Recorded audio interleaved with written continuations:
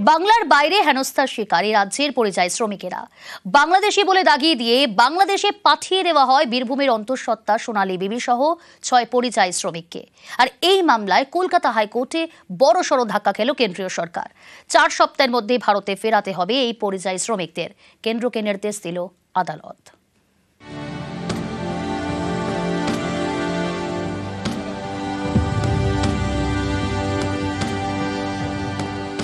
বাংলার বাইরে বারবার হেনস্থার শিকার হতে হয়েছে এ রাজ্যের পরিযায়ী শ্রমিকদের। বাংলা বলায় বাংলাদেশি বলে দাগিয়ে দেওয়ার চেষ্টা হয়েছে, কাউকে আটকে রাখা হয়েছে ডিটেনশন ক্যাম্পে, কাউকে পাঠিয়ে দেওয়া হয়েছে বাংলাদেশে, যেমনটা হয়েছে বীরভূমের পরিযায়ী শ্রমিক সোনালী বিবির সঙ্গে। এই মামলায় কলকাতা হাইকোর্টে বিপাকে পড়ল কেন্দ্রীয় সরকার। হাইকোর্টের নির্দেশ, বীরভূমের বাসিন্দা পরিযায়ী শ্রমিক অন্তঃসত্ত্বা সোনালী বিবি সহ 6 জনকে ভারতে ফেরাতে হবে। 4 সপ্তাহের মধ্যে বাংলাদেশ থেকে ভারতে ফেরাতে হবে। কেন্দ্রীয় সরকারকে এমন নির্দেশ হাইকোর্টের।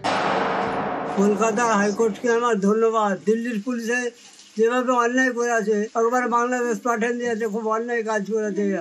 আমার বাড়িটা বাংলাদেশ নয়। কলকাতা হাইকোর্টের বিচারপতি তপব্রত চক্রবর্তী এবং বিচারপতি ঋতুব্রত কুমার মিত্র ডিভিশন বেঞ্চ মন্তব্য করে, 24শে জুন দিল্লিতে আটক করা হয় বীরভূমের 6 জন পরিযায়ী শ্রমিককে।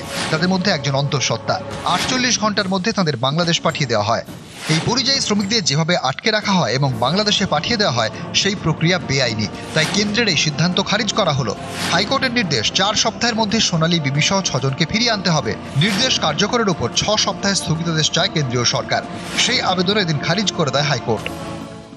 দিল্লি পুলিশ উৎসাহের আধিক্য দেখিয়ে দ্রুততার সঙ্গে এদের ভাগ্য নির্ধারণ করেন। বাংলাদেশের যে বিভিন্ন কাগজপত্র রয়েছে, যে তারা সেখানে গ্রেপ্তার হয়ে রয়েছেন, অন্তঃসত্ত্বা সোনালী সেখানেই রয়েছেন। আমাদের দেশের যে সংবিধান, যে বেসিক স্ট্রাকচারের কথা আমরা বলি, গর্বের হাত ধরে আমরা এদের দেশে ফিরিয়ে আনতে পারব।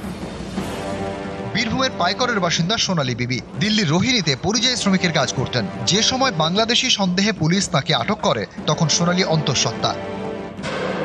অভিযোগ, বাংলায় কথা বলায় 24শে ঘরে ফেরাতে কলকাতা হাইকোর্টে হেভিয়াস কর্পাস মামলা দায়ের করা হয়। এই মামলার দ্রুত নিষ্পত্তির জন্য সুপ্রিম কোর্ট নির্দেশ দেয়। সেই মামলার রায়ে বিপাকে কেন্দ্রীয় সরকার।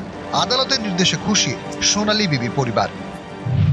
কলকাতা হাইকোর্টকে আমার ধন্যবাদ। মমতা ব্যানার্জি আর সামিরুল ইসলাম না থাকলে আমার মেয়ে ছেলেকে আমার ক্ষমতা নেই আনা। দিল্লির পুলিশে যেভাবে অন্যায় করে আছে, না জানি না জাজ করি, একবারে বাংলাদেশ পাঠিয়ে দিয়েছে, খুব অন্যায় কাজ করেছে। আমার বাড়িটা বাংলাদেশ নয়। নিউজ 18 বাংলা।